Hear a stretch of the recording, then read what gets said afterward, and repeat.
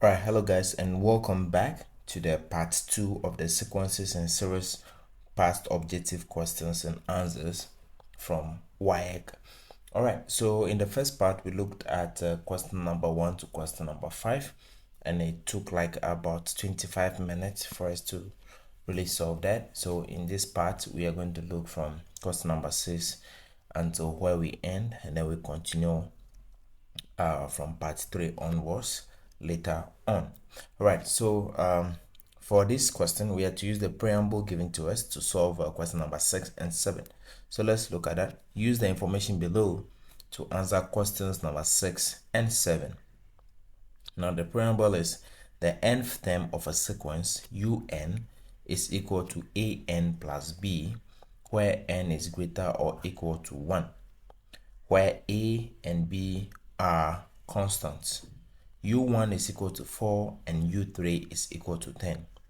Example number 6, we have to find the value of a squared minus b squared.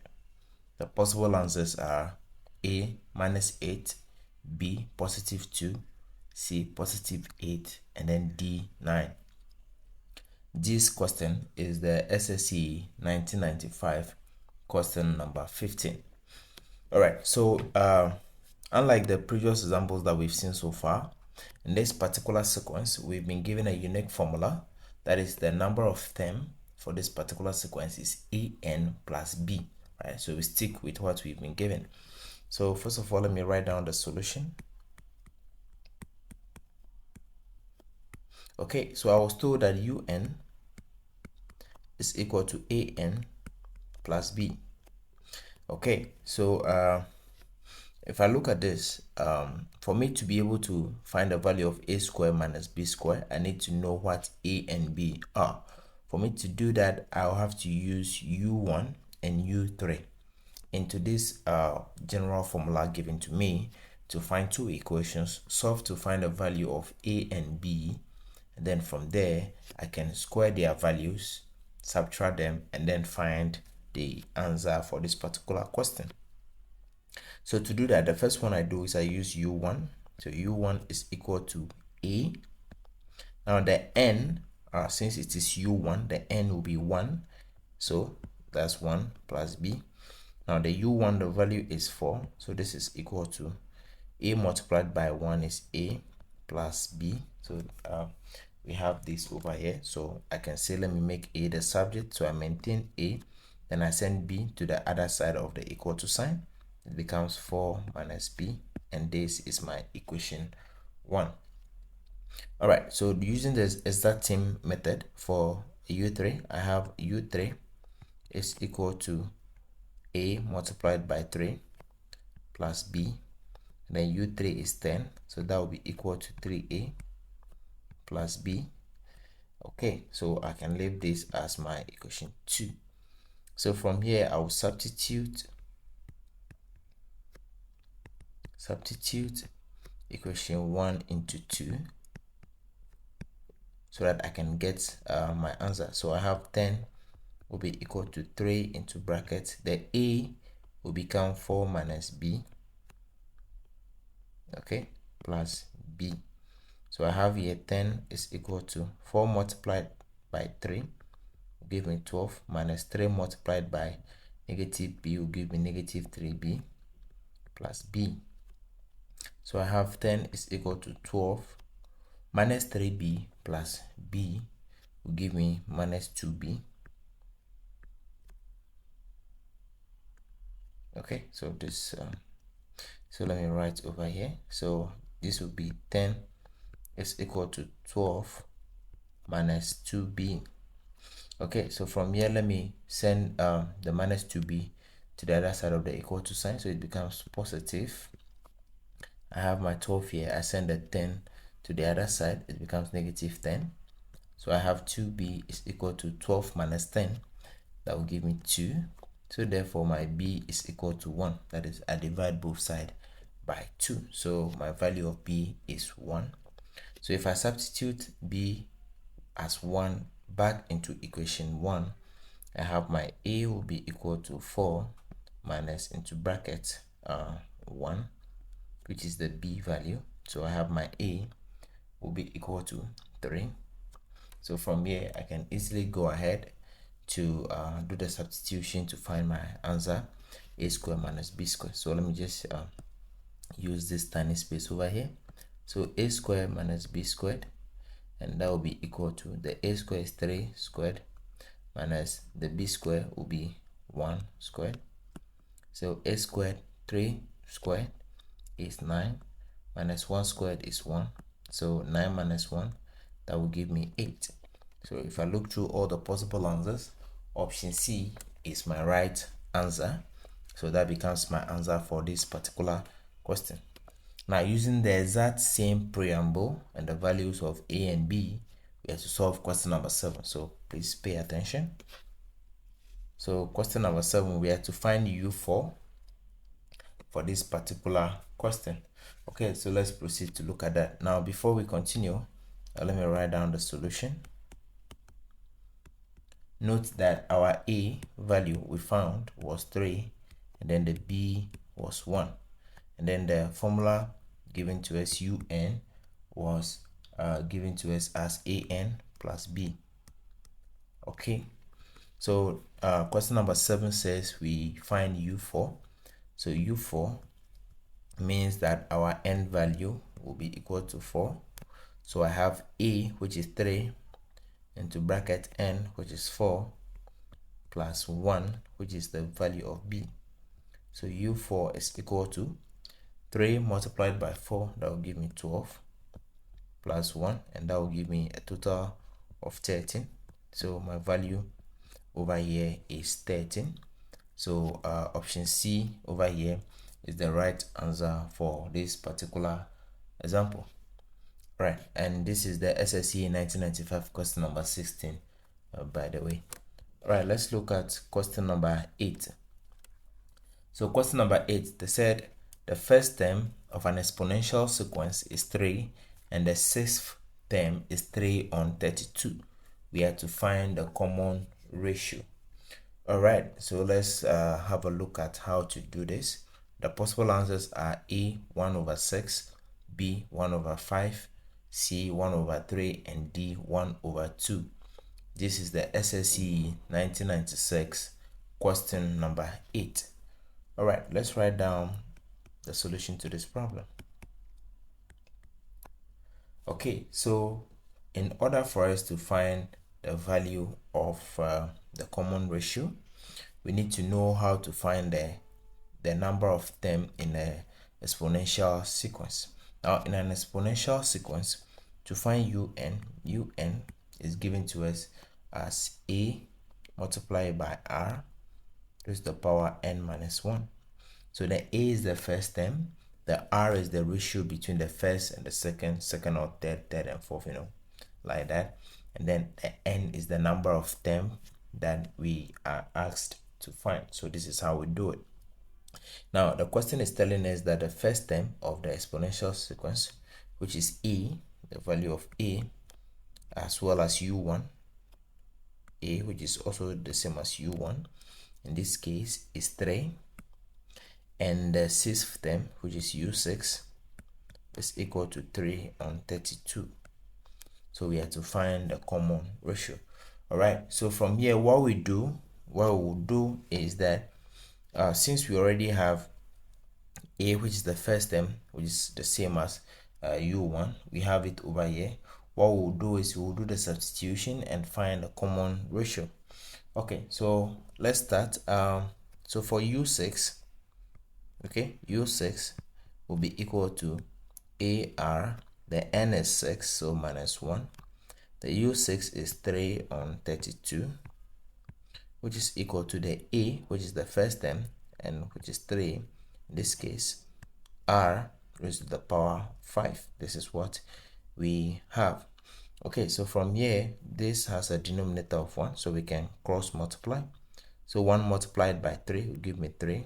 Is equal to, this becomes 3 R raised to the power 5 multiplied by 32. Okay, so I can cancel the 3 and 3 here. Since these guys are multiplying, they are almost like one word, one term. So I can divide both sides by 3. I have this. Okay, this will give me 1 over here. So it means from here I have 3 divided by 3, which is 1, is equal to, the 3 here is gone, so I have 32 r raised to the power 5. So to let r raised to the power 5 stand alone, I divide both sides by 32 by 32. Then r raised to the power 5 stands alone, and that will give me 1 over 32. Now we don't want r raised to the power 5, we want r, so we divide by the fifth root of r. So we'll do this, and this will cancel this, so we have r is equal to, now the fifth root of 1 over 32 will give me 1 over 2. That is, the fifth root of 1 is still 1. The fifth root of 32 will give me 2. That is 2 times 2 times 2 times 2 times 2 will give me 32. So my ratio is equal to 1 over 2, and that is the option D I can see over here. All right, so let's look at the next question, question number 9.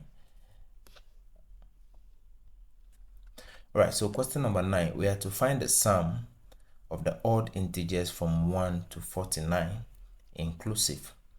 We have the options: A is 525, B is 600, C is 625, and then D is 1225. And this is the SSE 1994 question number 11. All right, so let's look at the solution to this problem. Now, first of all, let's try to understand the question. We were asked to find the sum of the odd integers from 1 to 49. Now, if you like, you can write the odd integers from 1 to 49, count them to see the number of terms that is there, and then use that in your formula to find the sum of the integers. Or if you like, you can use the formulas to make your work easier for you.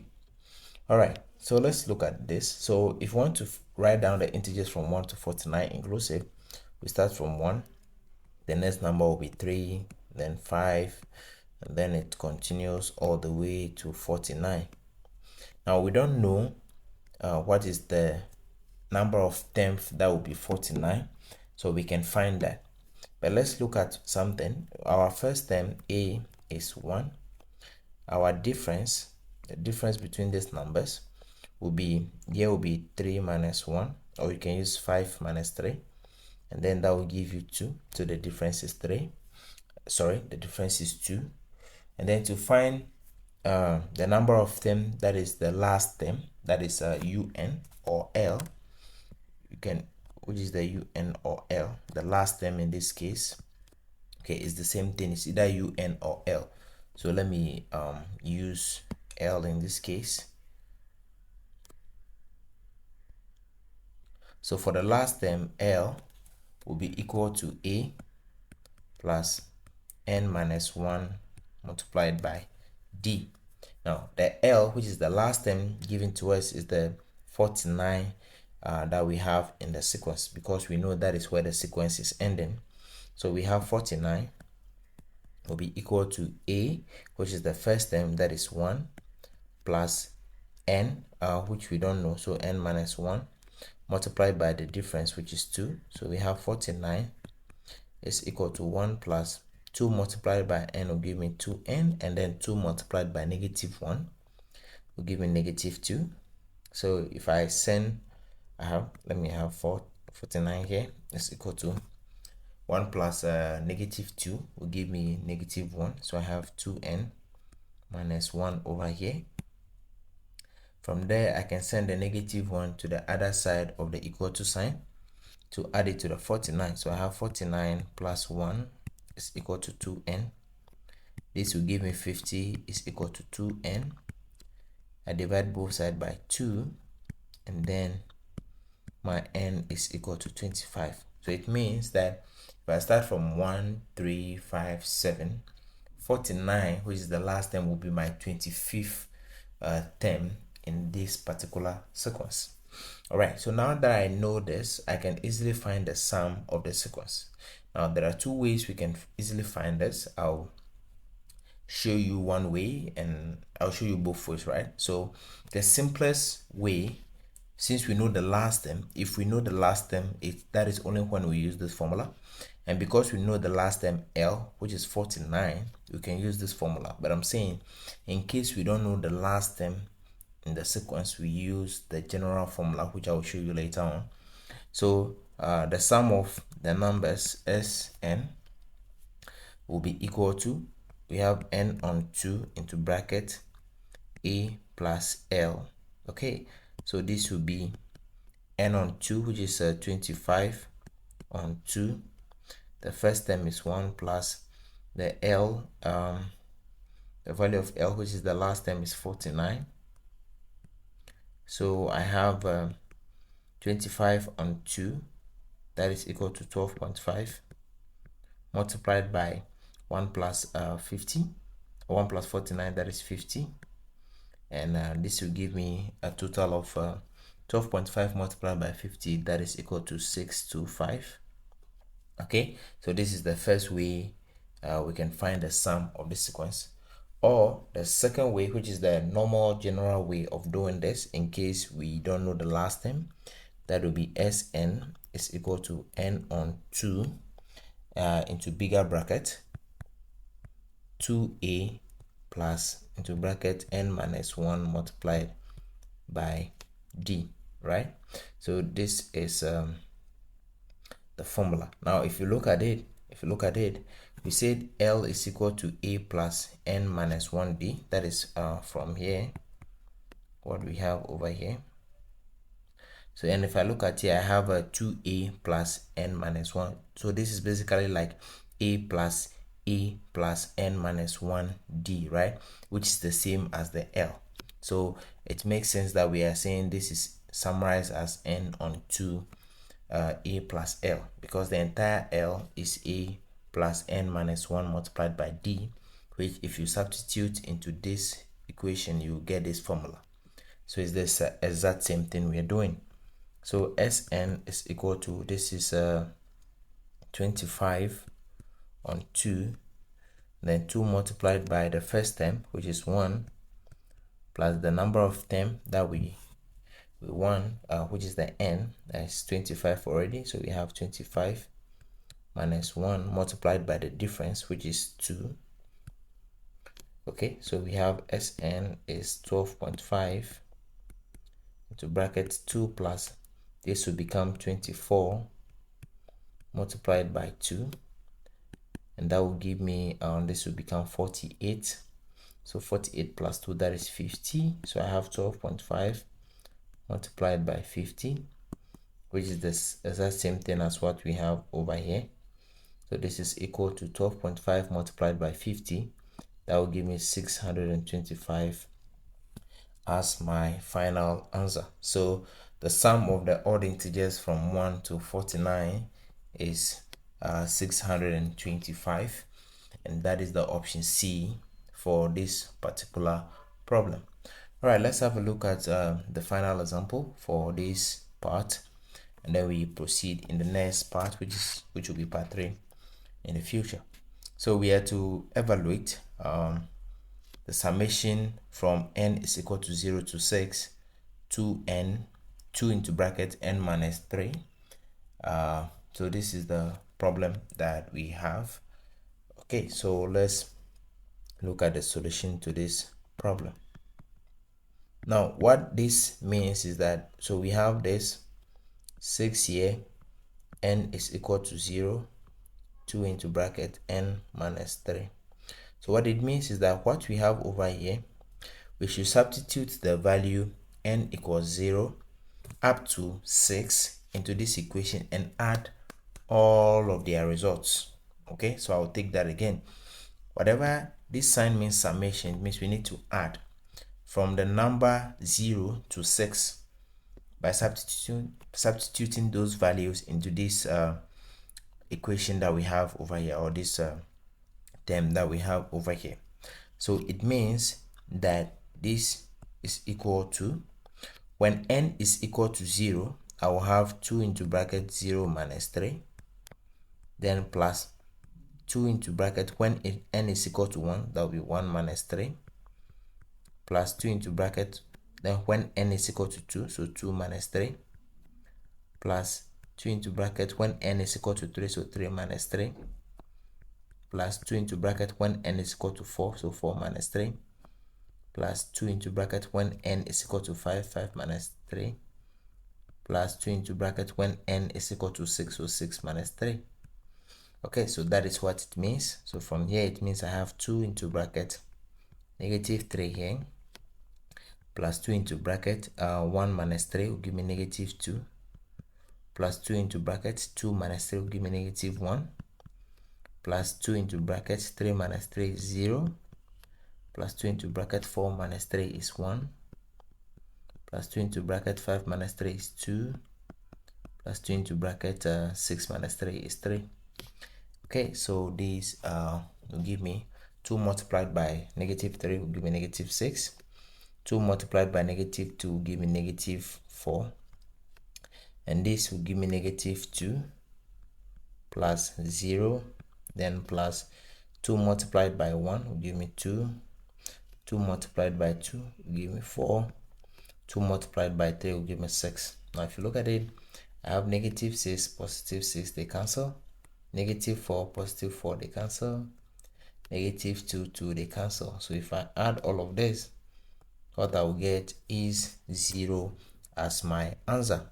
So if I look through the possible multiple choice questions, A is equal to negative 2, B is equal to negative 6, C is 0, and then D is 1125. So my correct answer is option C, which is 0 in this case. So thank you so much for watching the second part of this sequences and series multiple choice questions from WASSCE from 1993 up to date. We'll be solving all the questions. We have about 91 objective questions, so we'll be solving all of them, and it will come in different parts just as you've seen. So this is the second part. I will do the third part, and until where it ends, I compile all and then I put on the channel. So thank you so much for watching. If you are yet to subscribe to the channel, make sure you subscribe, like, and then share the video with your colleagues and friends who might find this useful, and it will help them perform better in their WAEC upcoming WAEC exam. So thank you once again for watching, and I will see you in the next video. Bye bye.